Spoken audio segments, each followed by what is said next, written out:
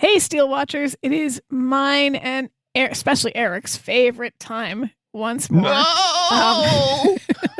No! Shush. No! Shush. No! It is, as you can tell from the screams of torture, it is time for us to start thinking about our top 5 episode for season 3. So, as Our always, top 5 episodes episode. Yes, exactly. That's how it sounds. That's what I meant. So as always, we welcome and encourage everybody else's contributions as well, because otherwise it's just the two of us talking. And I mean, like, we do that enough. So if anyone wants to submit their top 5 episodes of season 3, please do so. You can send them to the email. That's probably the most preferable spot to send them, so we can just compile them and make a list. And yeah, we will read them. Let us know whether or not you want us to say your name when we read it or not. And what name you want us to use. If you want to be introduced as Lord Darth Vader. Okay. I had a student who wanted to be called Batman once, so I did. So yeah, please send us your top 5s so that we can stretch out the episode and pad it. No, I'm serious. Like, we can include it with quality content. Yes. That's pretty much all I had to say. As opposed to what we normally do. Yeah. Yeah. Okay. All Thank right. you. Bye-bye. Bye. The program regularly scheduled at this time will not be seen. Instead, we are bringing you this special presentation.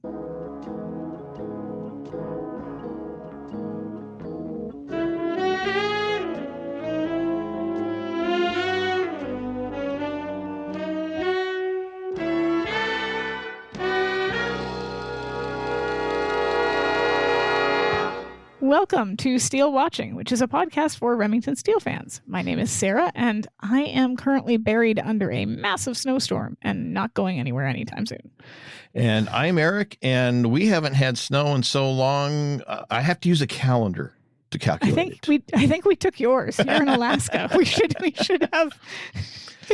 Well, we're in the 20s. I mean, it's not too bad. Okay, I got to do a Celsius conversion there because I don't know what that means in Fahrenheit. Well, that would be probably about Or minus Celsius. 7, minus 8. Oh, that's nothing. That's t-shirt weather. Yeah, exactly. Okay. We're 75 degrees to 70. There's almost 70 degrees here today. But we've been up and down. It's been colder and it's, whatever. Well, yeah, but where really you're nice. at, cold is, 65 degrees. It's just blood. Hey, Sara. Oh, yes. You want to let everybody know who this other voice is? Absolutely. Today we have a special bonus episode. We will be interviewing actress Callan, who appeared in the episode Have I Got a Steal for You as Martha Ryan, the client who hires Laura and Remington to investigate her husband's new business partner in the Courtney Doll Company to make sure he isn't being swindled out of their life savings. So I am really, really honored to have you here for a number of reasons, but she can't stop talking about you. Oh yeah. I love that, but why? Well, okay, so you won't remember this at all, but when I first started watching Lois and Clark, I want to say, well, whenever 30 years ago. Yeah. I wasn't going to say it. I was trying to avoid saying. We aren't totally insensitive. For all our sakes. It's 5 busy for me too. Yeah. I sent you an email just to tell you how much I appreciated your portrayal of Martha Kent, not Martha Ryan, different Martha. We've got 2 Marthas today. And you emailed me back personally, and I was just so thrilled that, you would take the time to respond to that. So when it came to looking for a guest to have on our podcast, I thought, hey, maybe she'd respond again. That was my whole... Absolutely. Well, back when I was in high school, and I always knew I wanted to be an actor, but I didn't have any idea how you would go about it. I wrote all of my MGM idols that I love because I grew up on MGM movies, and they all wrote me back like this and on stationery, and they were just so kind. And I don't know why I ever threw out those letters, but I remember in particular. I don't know why I remember Marge Champion, but Marge and Gary Champion were a dance, and they both became directors. But anyway, she wrote me back, and everybody wrote me back, and they told me the same thing. I was living in Dallas, which was my hometown, And they said you should do everything you can do in your hometown, sing at the Lions Club, be in the parades, la, la, la, la, la. And then only then come to the big city and so forth. But I was, and I think maybe more in those days, people might write you back. Although now there's so much more access with the internet, although we all have to be careful who we write back. Are they? But I think a whole lot of people do it on Twitter. Big celebrities, you can write there and I think actually get in touch with them. But I don't really do Twitter very much. And I also, I would be happy to write a big celebrity, but I wouldn't want everybody in the world to know what I said to them. Well, it sounds like the celebrities that you wrote to early on were I'd say the holdovers from the old studio system. And their attitude, from what I have read and seen, their attitude toward communicating with fans was much more generous than I think what we see in a lot of the newer generations of actors and actresses, because I don't know what the reason is, but it just seems like they were much more generous and understanding and willing to communicate with their fans. I think it was a more generous time in the world, for starters. And secondly, this was while the studio system, they weren't holdovers. And the studio system, I think, was really about you get out there and you talk to your fans, you write them letters. And, from what I understand about the studio system, they were making like $35, no, probably less, for whatever they did, but they were strictly under the control of the studios and they had to do what they were told, or they just get somebody else. On the upside of that, if you came to town and you had anything going for you at all, the studio might pick you up and give you singing and dancing lessons. And that is what I always planned. No, they were going to do that. Now, by the time I got there, it was way overrun. But it was a different time. But I always write people back if they can figure out a way to get to me. You didn't happen to write to Cary Grant, did you? Just out of curiosity. No, but interestingly enough, I was once in Cary Grant's apartment without Cary. When I did A Touch of Class, Mel Frank, who was the director, I was living in New York at the time, and I had to go in and do some wild lines, go after the fact and add some audio. And he said, let's go to lunch. And I'm staying in Carrie's apartment. She wants Carrie's apartment. And so it was like, it was just an apartment. Still, it's pretty amazing. Well, and then actually, it's interesting you bring up Carrie, because I also went to a big event at the Plaza Hotel one time where Carrie was. We did not speak. Yeah, but you saw him. He was over there. I was going to say, you saw him. You were in the... Yeah, well, first she was in his apartment, and then he was at an event where she's a stalker. Actually, let me think. I think I was at the event first, and then Touch of Class happened after that. Either way. I was hoping that I could use that actually to segue into a little bit of information about your career for anybody listening that doesn't know, because you've had an extremely diverse and varied career in film, television, and theater.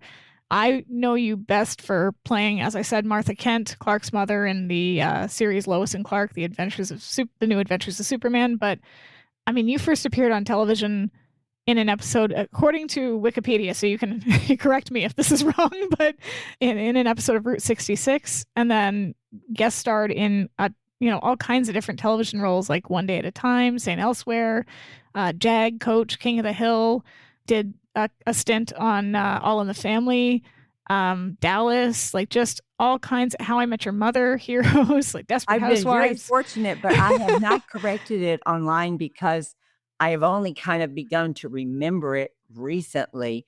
And unfortunately, I've tried to go into Wiki and add things and they won't let me. Oh.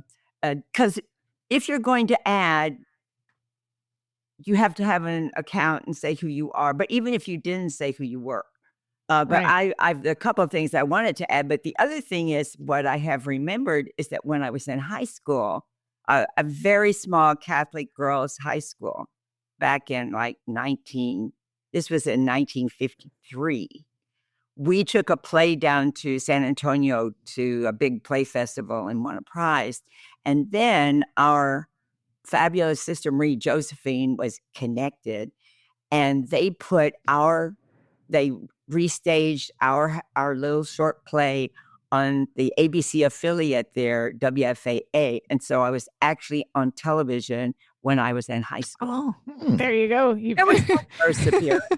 I mean, I was on television once, but they came to my summer camp and filmed like a news segment there, so I don't think it counts. Well, Sara, in the listing of things that she's done that you gave, the thing that you didn't mention is that, yeah, she had a couple of roles in the early to mid 60s, but then in 1970, her career just, I don't think since 1970, there's hardly a year where she doesn't have something listed in IMDb as a piece of work that she's worked on. I mean, she has just been pretty impressive, very consistent in showing up here, there, and everywhere.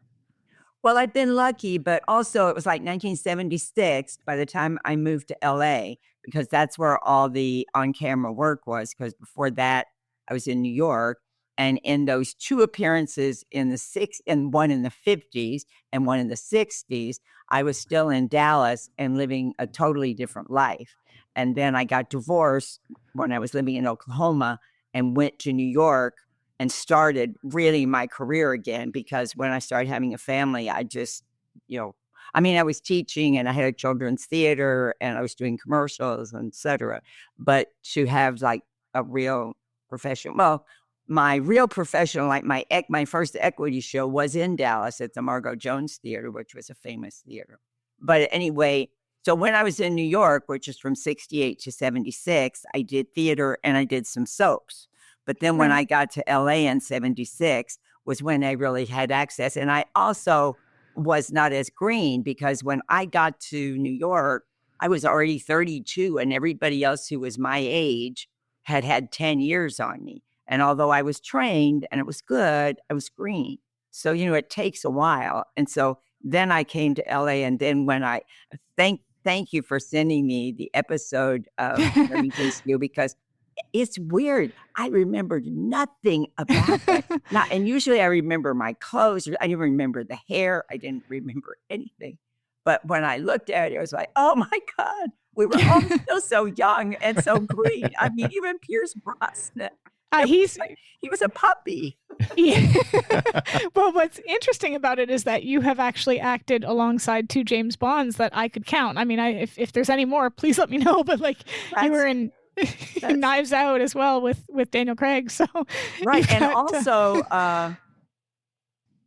oh gosh, in the Marvel films, a couple of people from the Marvel films. Yes, Chris Evans. In Knives Out, it was Captain America, Chris Evans. Yes, Captain America. And then I did a short film with Sebastian Stan. Oh. Who I'm just so pleased that he's nominated for The Apprentice, because the work he did in that, if you all haven't seen it, you should see it. He and Jeremy Strong and Maria Bakalova, who are all fabulous actors. I just think this is the best work that any of them have done.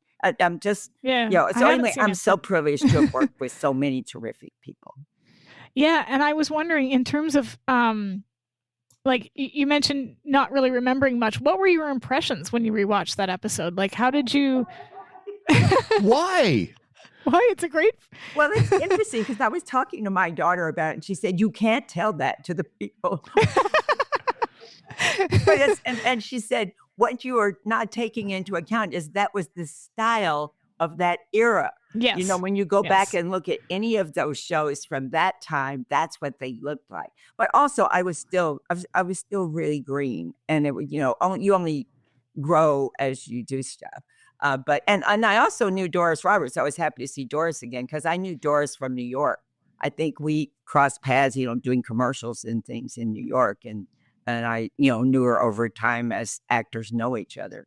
But I do remember that we shot it at MTM. over in Studio City because that's not far from where I live. And I remember being really excited about getting it. And then it was, of course, after that, well, I can't remember. I think it was after that he didn't get to do James Bond because he was Yeah. doing, as a matter of fact, he was going to do that. But when Remington Steele became so hot, then they were like, no, you can't go do that. But he still got to do it. Yeah. They pulled him back in. But I mean, I wouldn't be horrified because one of the things that caused me to think, hey, maybe she'd email me again was the way you took the character of Martha Ryan, who by all accounts could have just been the plot catalyst, the person that hires Steele and Laura to do the case and do the thing. But you gave her this sense of intelligence and capability and dignity and strength. Like she wasn't just somebody who was coming to them and saying, whiny. Hey, here's a case. It was, I think my husband's getting screwed over here and I'm smart enough to see and connect the dots. And then towards the end, of course, when it's discovered that he's divorcing her, calling him right back and saying, yeah, he's divorcing me. So now I need you to help me nail him to the wall. Like, right, just really. Exactly. Oh, well, thank you. That's nice. Really nice. And it was really a good part. And it was, as you said, it was the setup for the plot, but then it didn't just stop there. I got to come back over and realize that, yes, I was right. I knew something was rotten in Denmark. I just didn't know quite what it was. Well, so in terms of, go ahead, Eric. Go, Sarah. Go. Just that you've done a lot of, I mean, as I said, you were a series regular on Lois and Clark, but you've also done a lot of guest spots. Do you see what's the difference between approaching a guest starring role? Like you're coming onto a set that's already established. What is the process that you usually go through when you're doing that? How is it challenging or rewarding? That's a really good question because here's the thing. I just think most people never even think about, and I don't know whether you've thought of it from this standpoint, but that it's a scary place to go because everybody else knows each other. They're a family. They've been there for a long time, and you're this person coming in. And so mostly since the major portion of my career has been that, other than thank God I'm on a regular show and I'm actually part of the family situation, is that I just think about it as another job. And also because my first jobs where I got paid in the business were for commercials, where you just go in and you're just there that day and that's it. But one of the great things about our business in general is that even on a day-long commercial, you make a family with those people. There is no time to get to know each other. There's no time to say goodbye. You're just in the middle of a relationship, and we're all there working on this thing. It's just like the fires came, and now we're all in this together. And how can I help you, and how can you help me? So that's mainly it. But it is a particular skill that many actors are lucky enough never to have to know, because some really kind of walk in, it seems like, and then are members of the family very quickly. Of course, I think everybody comes in and just has short things to start with, but they're usually much younger, Right. And so, and everybody there is much younger. So it's kind of a different thing. But I'm just trying to think if I ever was nervous in that particular way. It's all in about really how they treat you. Yeah. How gracious they are, or if they, and also it's the lead actors who set the tone, but it's also how the crew treats you too. Because if you don't have a part that they deem big enough, they're not very respectful of you. And that's very hurtful because, we are vulnerable people, or we would not have put ourselves in this situation, et cetera. So then when you're not treated well, it really does not feel good. On kind of a obtusely related subject, you came in at a time when this studio system was basically over. But since then, we've gone from having these big mega corporations for film production to adding smaller, newer companies, newer studios like MTM. And then now we've moved into the era where we've got a lot of these independent production companies that aren't even studios. They just are independent companies that do productions in cooperation, maybe with studios or whatnot. How's it different working in those three different types of groups, the large studios, the smaller, newer studios, and then the independent production outfits? Or is there much of a difference? Well, that's a really good question. I'm so happy I'm getting all these questions nobody has asked me before. Yay! What I will say this as a general thing is, when I got into the business, the studio system was dead. And New York is a whole different experience than LA. When I was there, New York was really basically a theater town and soaps. There was no nighttime television. There was Broadway, off Broadway. And I went to New York to study. Mm-hmm. I knew that from the time I was a kid and going to be in the business, I knew that you wanted to go to New York and become a New York actor. And then if you wanted to do films and stuff, you would come to California because that's where that work was. So when I got to New York, of course, it was 2 or 3 years, and then I got a really big break in actually a very tiny independent film that ended up being on everybody's 10 best list, which is really what put me in the system. It didn't make me a star, made Peter Boyle a star, but it put me in the system, which was a whole other thing. But this was the second film after Easy Rider of those independent films that really went big and kind of changed the landscape. Now the business has changed because of the streamers, and the streamers are now turning into studios. Netflix is now a studio. Yeah. Amazon Prime also creates things. So things are really the same, but different. I don't know whether in the stuff you've read about me that in addition to being an actor, I've also written a whole string of books. I was going to ask about that later, but you beat me to it. So. Books for actors, writers, and directors about how to get into the business, which is actually kind of an extension of those letters that I got from the MGM people all those years ago. And from the time they wrote me until now, nothing has really changed. You still can't get a job unless you have an agent, and you can't get an agent without a job. You still can't get a reel unless you have a reel, and you can't get a reel unless you've had a job. But from times that far back, people have figured out a way to navigate the system and get in. And if you don't have that kind of persistence and drive, you're not going to get in anyway. I mean, I know so many really talented, wonderful actors who have really never done anything because they just don't have that drive.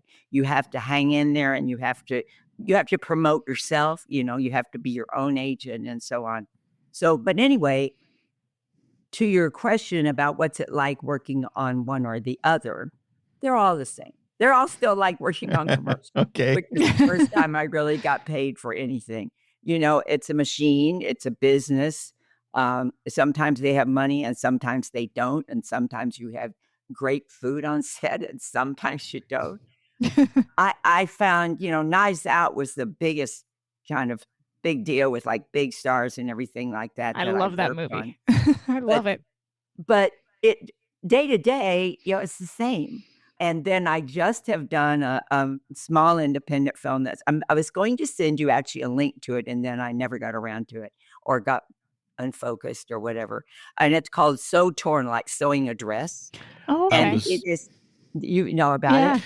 Well, I found it in your IMDb, and the reason I noticed it in particular is because you are listed as a producer on that show or that film. Not just as an actor, but as a producer, which is a definite departure from your past career. And that was something I was going to ask you about, is how that happened and that whole process in that film. Well, that's a whole another conversation, but okay. I did very little producing. I think, for instance, I'm trying to remember Olivia, what's her name? She's a Black actress. She's been nominated a couple of times. Starts with an O, her first name. Spencer, Octavia Spencer? Yes, Octavia. There was some movie that she might have been a part of, and it said produced by Octavia Spencer, and she was so embarrassed because sometimes that just means you put somebody in touch with somebody else. There's so many different producing things. You might put money in it. You might, drive something someplace. There's as many things that you get producing credit for.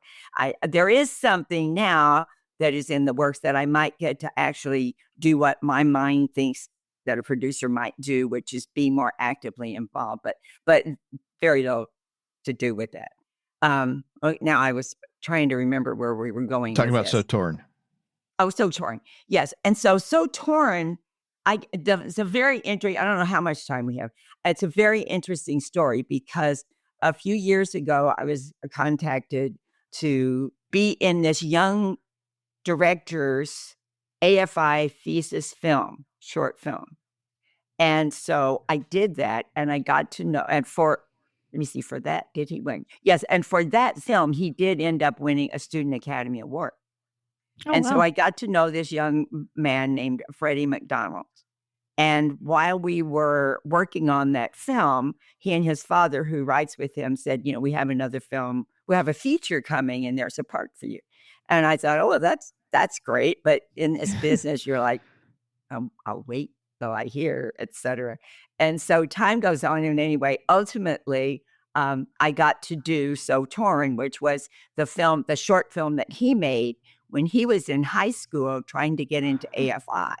And that film brought him the attention of the Coen brothers, who saw it and invited him to lunch. And he ended up with the Coen brothers agents, UTA, as his agent. I mean, and he's really a wunderkind. He had been making films since he was a little kid, and his dad's in the business and had an animation company, production company.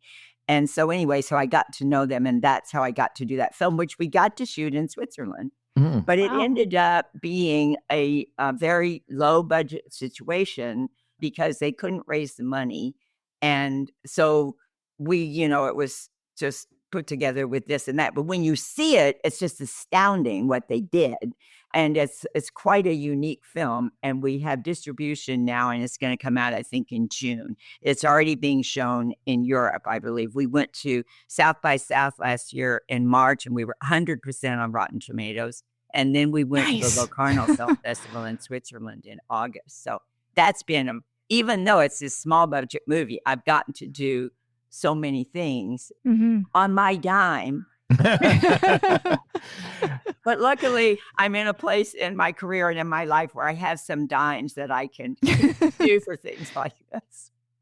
That kind of leads me to another question that I had, because I was going to ask about So Torn, but you beat me to it. So, but I was wondering, because one of the things we've talked about on this podcast, and you already mentioned Doris Roberts, is the character of Mildred Krebs. Initially, the writers envisioned a younger woman in her 30s who would have been very attractive and may have functioned as an alternate love interest for Steele. And the story goes that Doris basically pushed for an audition and was given the role. Like, they weren't initially intending to hire her, but she wanted to be there, and you don't say no because she's an amazing actress. Well, yes. She was already on Broadway by the time I got to New York. She was in The Last of the Red Hot Lovers, Neil Simon's Last of the Red Hot Lovers. So she came out here, she was a force. And that's what she always played, was a force. And she was magnificent on Everybody Loves Raymond. Yes. Was it? Yeah. A wonderful show. What a wonderful. Yeah, Thank but you I mean, reading my mind. It's okay. I mean, it wasn't the type of role that you typically saw given to an older actress, and yet I can't imagine anyone else playing her character. Do you find, or have you found that as you've gotten older, it became more difficult to get interesting opportunities in film and television, or conversely, have those opportunities just become more different and more diverse? I don't think I realized as I was being erased that I was being erased. As I look back now at my IMDb and I see all those things and I go, oh my God, I worked so much. First of all, there's this very real thing that is, your face is your fortune.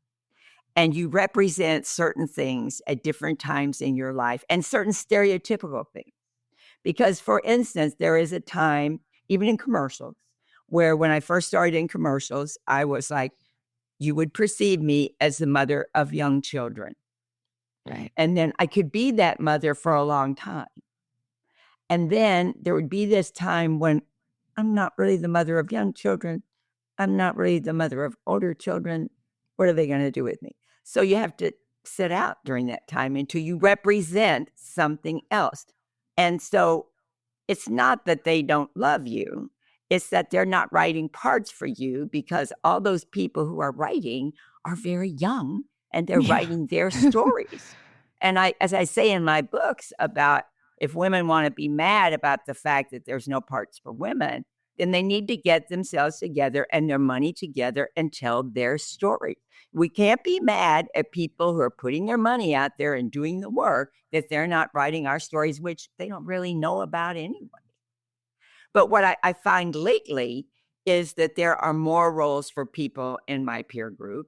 What's interesting is I watch television and I see mostly these other stories that I'm not interested in because I'm not that age, is while they feel that my peer group probably watches more television than anybody else, they don't think to produce a lot of stuff for my peer group, although they're beginning to.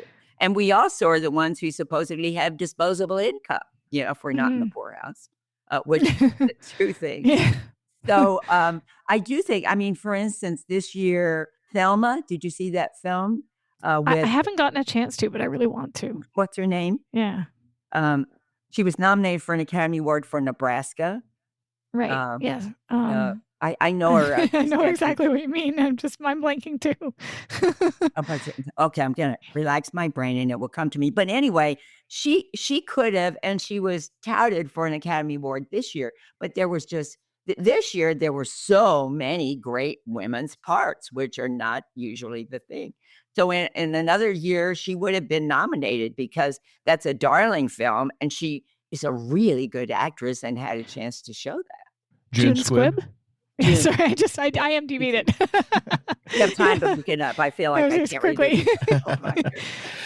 Talking about parts, I was wondering, a lot of actors have that role that I really wanted so bad, but I didn't get. Oh, you stole one of my questions. I want to kind of flip that question a different way and ask you, are there any roles that you didn't get and you were really, really wanting it at the time, but later something, for whatever reason, made you think, man, I'm glad I didn't get that one? Or maybe a role that you did get and later you said, I really wish I hadn't gotten that one. I never said I wish I hadn't.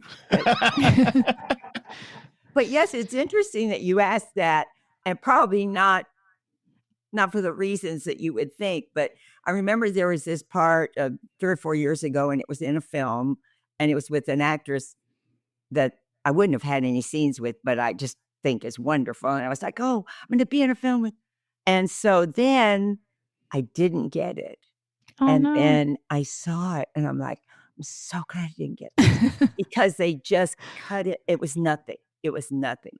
And luckily, I've only ever been in one movie where I was just cut out, but I've never been in anything where I got cut down that much. I was in a film. And I may still get credit for it on IMDb. I was in a film with Sophia Loren called Mortadella, which I think every actor who was in New York at the time, although every actor in New York was in that film because it was multi. But this was a big scene with Sophia. And I had to look so awful. I just had to look like a bag lady on the subway, really. And the whole story was that in Mortadella, she had come to the United States to see her boyfriend, lover, fiance, and she had brought this big sausage with her, which is a mortadella. And then they wouldn't let her in because she had the sausage and she wouldn't give it up. And so then she gets in, and whatever her problems were, she's on the subway. And maybe she's trying to decide to stay in this country or her boyfriend or what, but she gets on the subway. And then I start this long soliloquy about the city and about my life. And I look horrible. And so the scene opens on Sophia's face. You establish me. And now we go back to Sophia for my entire monologue. Oh, no. Oh, no. Yeah. So I didn't stay in that, but I don't think very many saw that movie anyway. But anyway, but I will say this. because you referenced Lois and Clark. In Lois and Clark, we were just supposed to be in the pilot. Oh, wow. I didn't They know had that. not planned on making us regulars. Huh. But first of all, I don't know whether you saw the pilot or how much you remember. Oh, but I I've had got every such episode. a great part in the pilot, and I made Yes. his suit, and I said, nobody's going to be looking at your face and all that. And so when they did their clips that they were taking around to the affiliates and showing them, we made such a hit that they decided to add us to the show, which was fabulous. Love that. And then another show that I was on, Carnival, I was just supposed to be in that one episode, but that was such an interesting character that then they had me in many of the others until they killed me off. And I did not watch it again. And I'm sure they were crying their eyes out.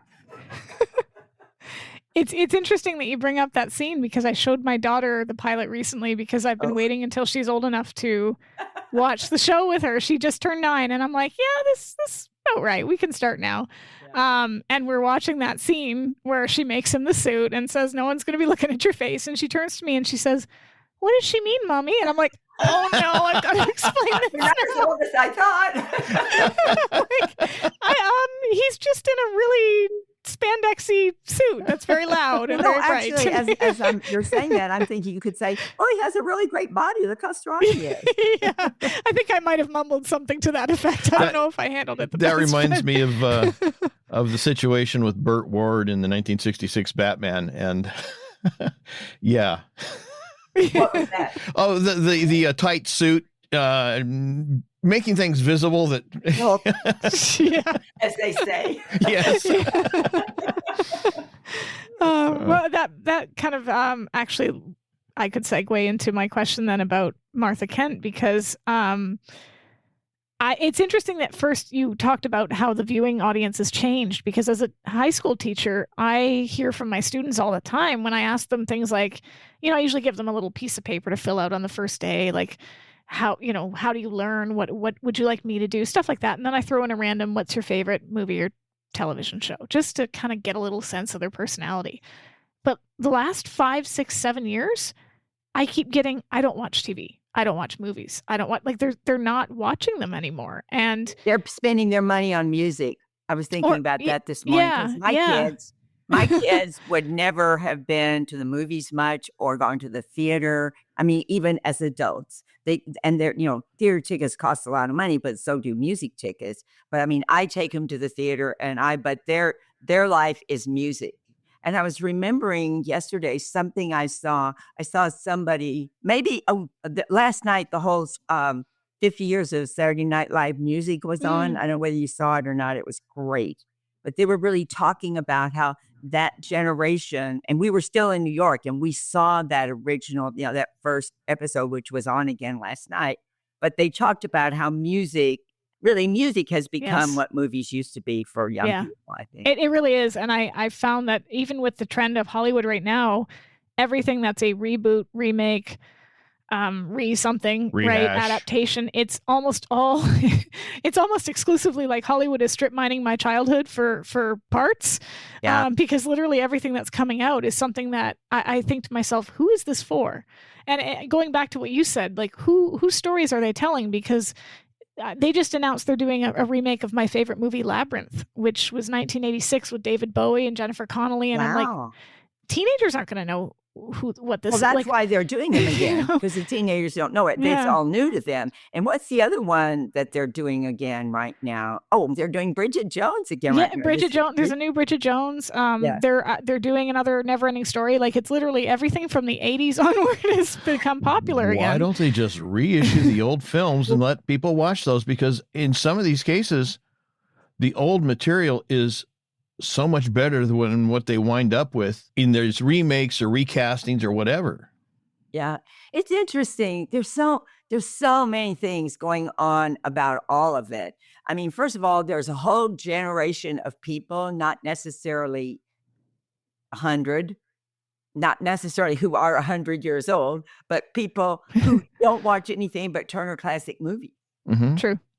Yeah. Which is horrifying to me because of the politics and the lifestyle and the everything, which is not where we're living today. And then those people have not grown, or if they grew, they were like, no, I didn't like that. I'm going back to this. And so there's that. And then there's people, first of all, back in the day, the way back day, studios were owned by people who really loved the movies.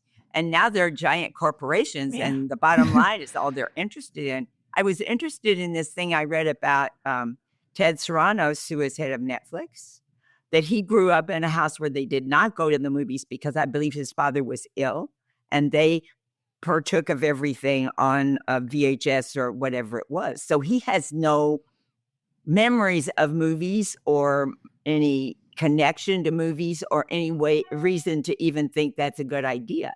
And I read, although it doesn't make any sense to me, because I believe Knives Out, when it came out, came on Prime Video and not Netflix. So this may be just a bullshit story. I'm telling you. I'm going to tell you anyway.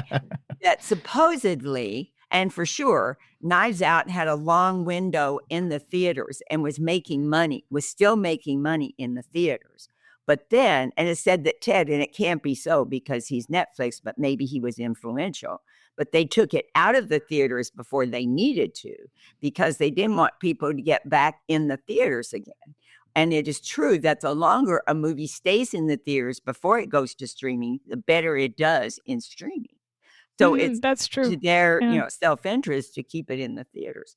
So I don't know, but part of it I do think makes sense is that it all is about your nostalgia of what you grew up with and what you're comfortable with.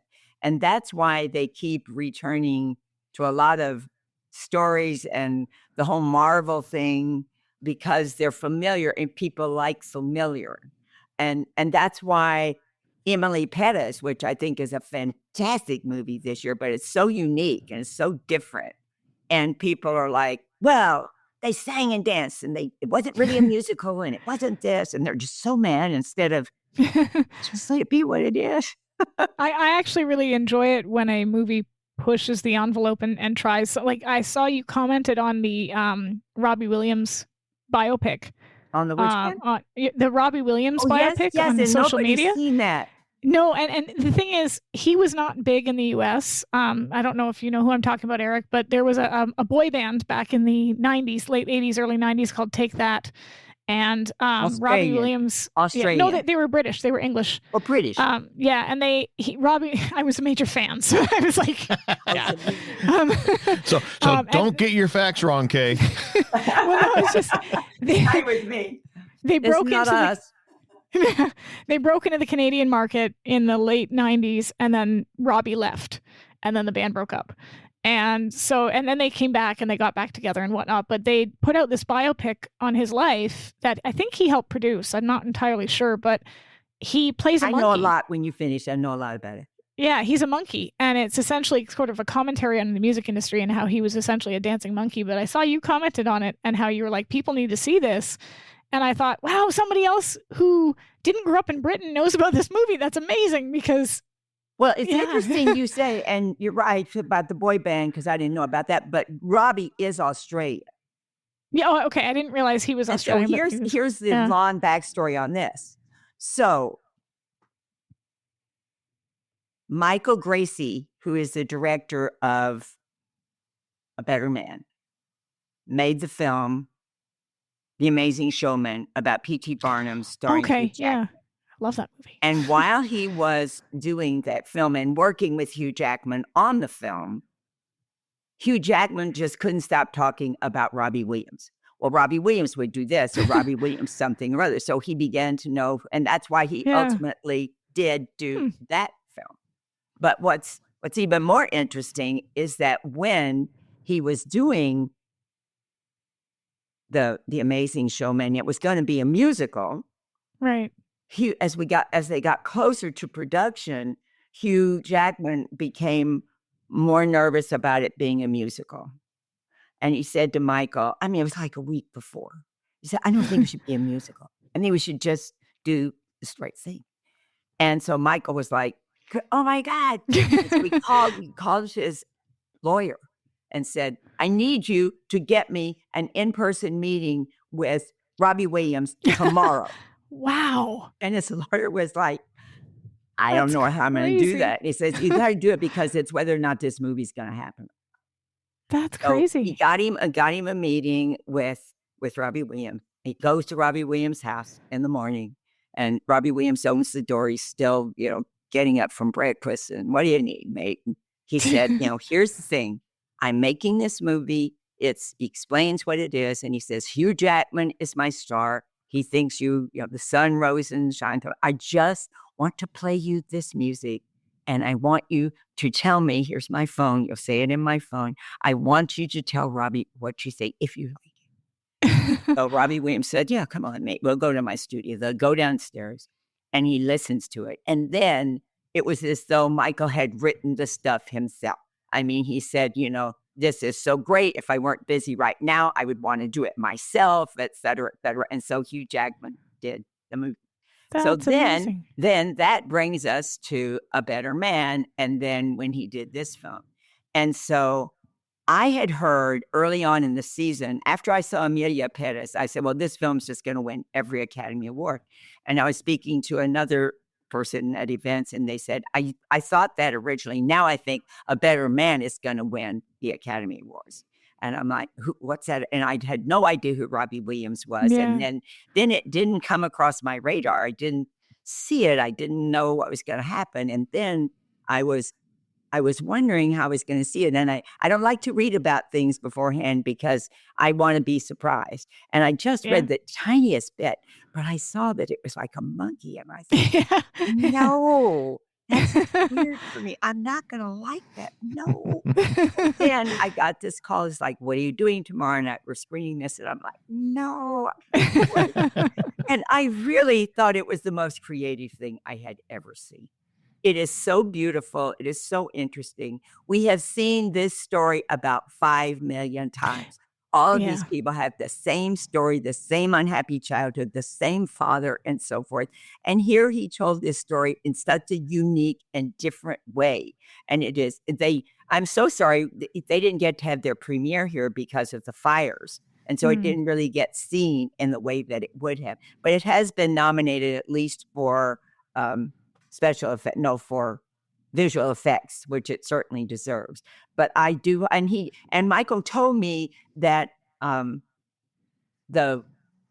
Barnum film, P.T. Barnum film, it opened badly. It opened very badly. And I think it cost $84 million to make, and it made something like $356 million ultimately.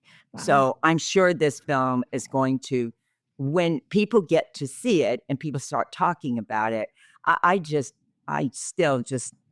so in awe of both Emilia and A Better Man. That's awesome. You knew more about it than I did, which is fabulous because that is so cool. Well, I knew about this. I don't know about everything. When you get to what I know, it's like, oh yes, I'm going to tell you everything I know. Empty it out. I wanted to give a quick shout out. I have I belong to a Discord group that are fans of the original Lois and Clark series, and they wanted for me to say hi, but the friends of Lois and Clark, were you ever in that group? We used to go online and talk to them. Maybe I was, because I started out in it was a message board, and then we sort of migrated. FOLCKS? Yes. Yeah, that's me. I was in that group. Yeah. And then they came to town. A lot of them came to town. They would have gatherings here, and Eddie and I used to go. Oh, that is so cool. Because a few of them came to Canada, and I've met up with, and last summer actually, met up with one of the other members of the group who is now editing like novels and stuff like that. So it's actually really cool to have been friends with people because of a fandom or because of something that you love. Shared interest, yeah. Yeah, and that to see it continue. And that's, I guess, what I was thinking about when I wrote this question. Like, characters like Superman, I mean, we have talked about how people like things that are comfortable and familiar, but there's certain characters like Superman who has been around, forever. And they continue to make, and I mean, part of it I know is financially driven, but what do you think about there is about these characters that are still so relevant or timeless? Because we keep seeing these heroes that are Well, I popping think up. we all, it's also like fairy tales, which don't ever go away.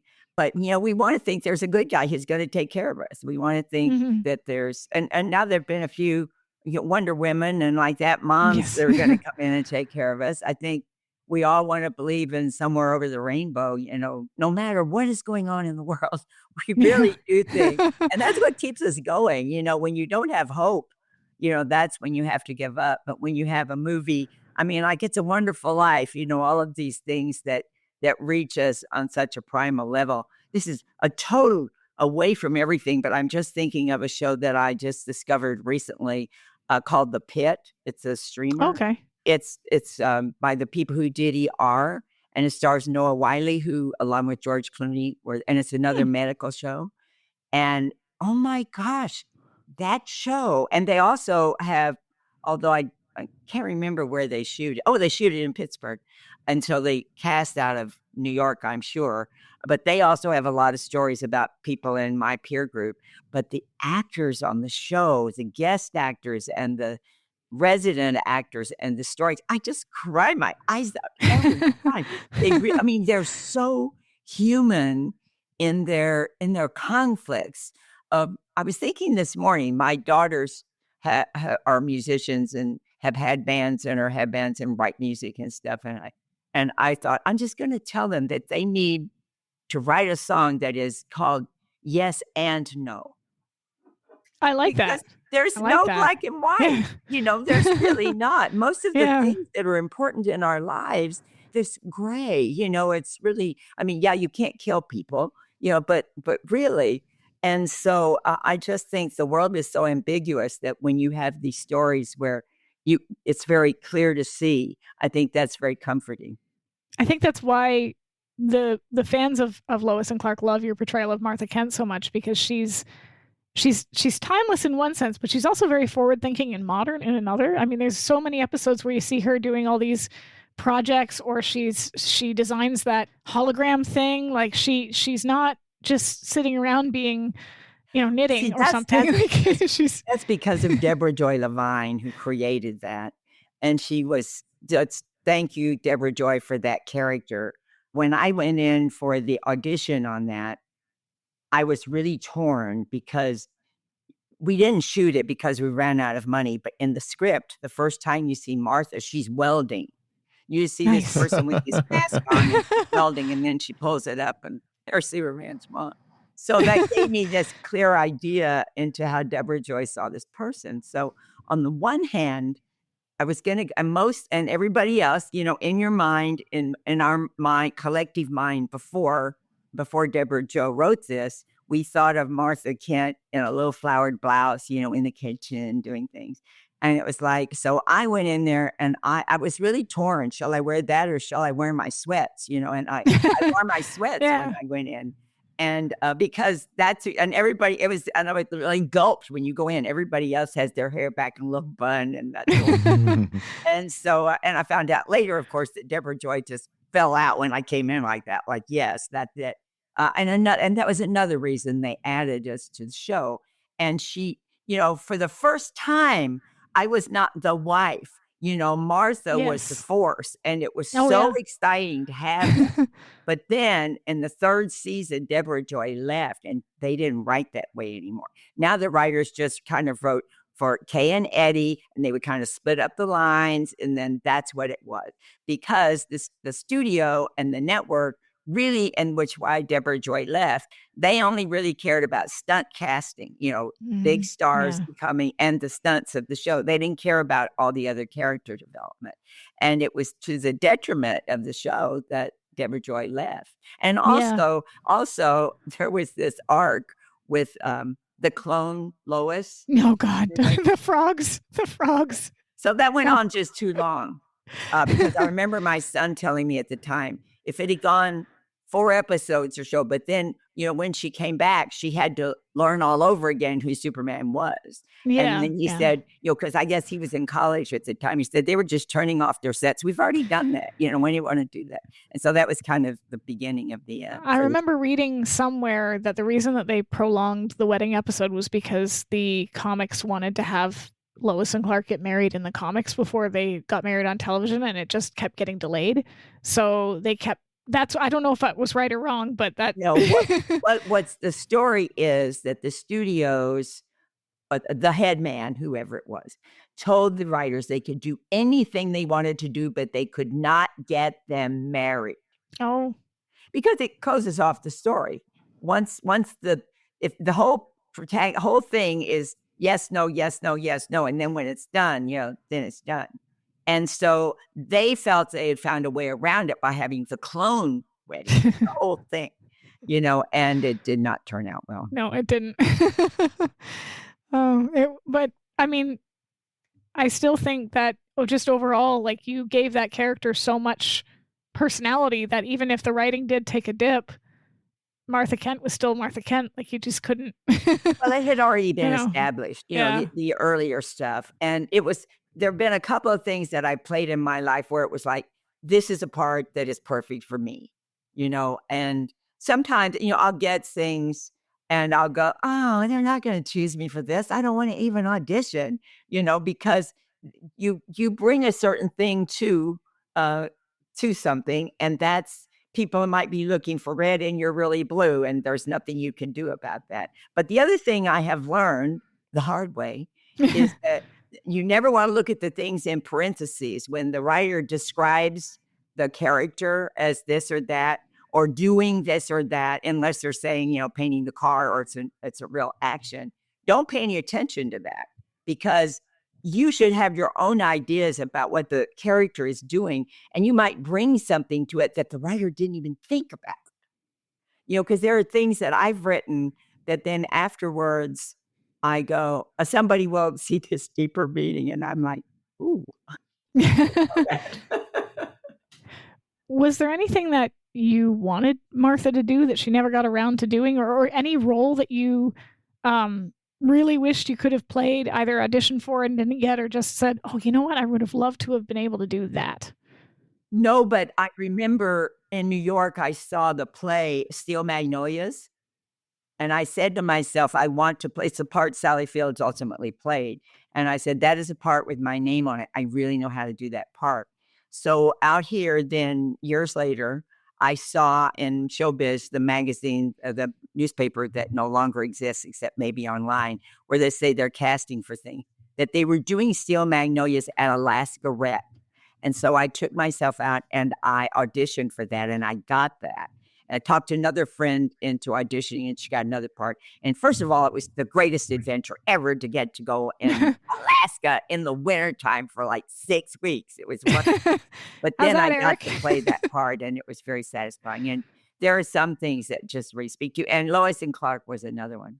There's another part. I have another movie that's playing online. It's called Pie in the Sky. And if you look for it, there's Pie in the Sky, that's a series, and then there's Pie in the Sky, the movie. And it's a little movie. I had done the play. It was a 2-character play. I did not want to do the play. I read the script, and it's what I call a slice, not a narrative, but just a slice of life, which I don't really like when I see them, and I didn't really know what to do with, and I thought, I already know how to do this. But I was very right for it, but I turned it down. I turned down the chance to audition, and then I saw, not Octavia Spencer, but she was the star of on ABC, Shonda Rhimes, the lawyer one, Getting Away with Murder. What's her name? Yeah, I know who you mean. But anyway, I saw her on some show, and she was saying that there was some part that they wanted her for, and it scared her. And so she felt like she had to do it because that meant you should do it if it scared you. And I thought, oh, maybe I'm afraid. And so I called and I did audition and I did get it. And I did really enjoy doing it. And it's about Texas. She's from Texas. It's my whole background. It's who I was raised to be, is who that woman is. Oh, I always tell my daughter, be afraid, but do it anyway. Yeah. And she's actually, she snuck into the room. She wanted to say hello because I like I said, I showed her that scene from Lois and Clark, and she was hoping she could, come here, honey. Hi, she was hoping she could ask a quick question. This is Kira. Okay. Hi. I'm going to put the headphones headphones on you, okay? Okay. Now we can say anything we want to about Sara, and she can't hear us. Hi there. How are you? Good. So you watched a little of Lois and Clark. Yeah. What did you think of it? It was good. Yeah. What did Yeah, you like really. best about it? That he could fly? I just watched the sewing scene. Oh, the sewing scene. Oh, the best scene. The best scene of all. Yeah. Do you sew? No. You should But learn. It's a very helpful skill. Really? Yeah. Then when you want something, you can just go make it. And it's the other side of building. And then later you can just do it with wood and you can make things that you want. Oh, yeah. You had a question, Kara? Oh, yeah. I wanted to ask what it's like to be in movies. It's very exciting and it's awful. How's that for an answer? Both of those things. And it's awful because it's very hard to get a job and you're going up all the time and saying, choose me. And then they don't choose you. And so that hurts your feelings. But if you can withstand that, then it's a wonderful job and it's very exciting and you meet the most interesting people and do the most interesting things. Thank you. You're welcome. All She right. snuck in on me. I think we probably need to be getting close to winding this up and Yeah, letting we Kay get back to her life. Thank you so much for coming and talking to us. And I realize we sort of went off on all kinds of crazy directions, but I guess the only other I hope we don't offend all the Remington fans. Oh, we won't. As we went I far away. Well, you did talk a lot about studio system and sort of older Hollywood movies and films and things like that, and the show itself is a throwback to all of that. It's like a love letter. And I love the show. I love the show. Most of the cases in the show are based on older movies like the Maltese Falcon and stuff like that. So I think everyone will just be really thrilled to hear your take on things, which I know I was. So well, thank you all for asking such great questions. You guys were, not everything is as wonderful as this was today. Oh, that's so nice to hear. Well, what we're going to do is when we post this, we're going to include in the show notes, because I don't know how familiar you are with podcasts, but they have these little notes that get included with the episode. We are going to provide a link to your Amazon author page so that anybody that is interested can look and see and purchase one of your books. And then we'll also link to the DVD set for Lois and Clark. So I don't know if you're still getting any kind of royalties or residuals on that, but if you are, then we'll help you get a couple of pennies here and there. I want to say about my books, you can still get my books at Amazon. I also have a website, kcallan.com, where you can see about my books. But I used to, there's my main books are the Los Angeles agent book, the New York agent book, and How to Sell Yourself as an Actor. And then there are the writer-director books, but I haven't updated the writer-director books or the agent books in a few years. The How to Sell Yourself, I did a new edition 2 or 3 years ago. So they aren't as available. But what I'm planning on doing, and this, if I tell you this, then I'll have to do it. Because if you see my website, my opening page just says Kay Callan and her books. Because I didn't just want to do a website for me, and you can just look on IMDb and see the stuff I've done, but it was to tell people about my books. But since I'm not updating the books in the way I used to, I want to start doing a series of little videos that talk about the things in my books, like how to get an agent and stuff like that.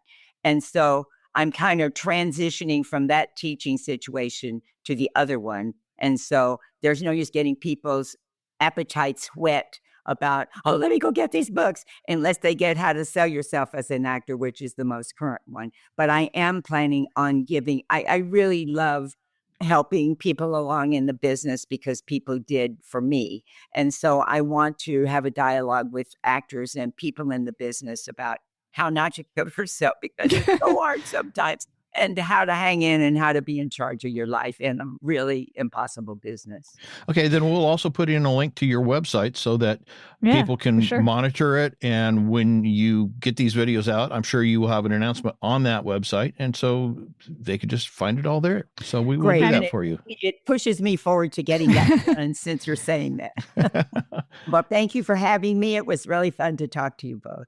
Yeah, and thank you so much for being here. We appreciate that. So, yeah, I guess that's it for me, Eric. Bye-bye, everybody. Bye-bye. Hey, everybody. Eric and Sara here. Just a quick announcement to let you know that, yes, we do appreciate everyone who listens, participates, and supports the podcast in whatever way you do. But we wanted to give an extra thank you to those who are so graciously giving to be monthly financial supporters. We are making live streams of our recording sessions available to anyone who is a monthly financial supporter. So not only can you watch us live as we record our podcast episodes, you will be getting access to the raw, behind-the-scenes, unedited version of episodes before they get officially released. And Sara, does that include our mistakes and screw-ups and our humiliating? Oh, yeah. Yes, Every it does. single one of them. Every single one of them, yes. So again, this is just an extra thank you to those who are going above and beyond. But whether you choose to become a monthly financial supporter or not, we still love you. We want to say we thank you for your support, your encouragement, and your feedback. If you want to become a monthly financial supporter, please visit our website at www.SteeleWatching.com to sign up.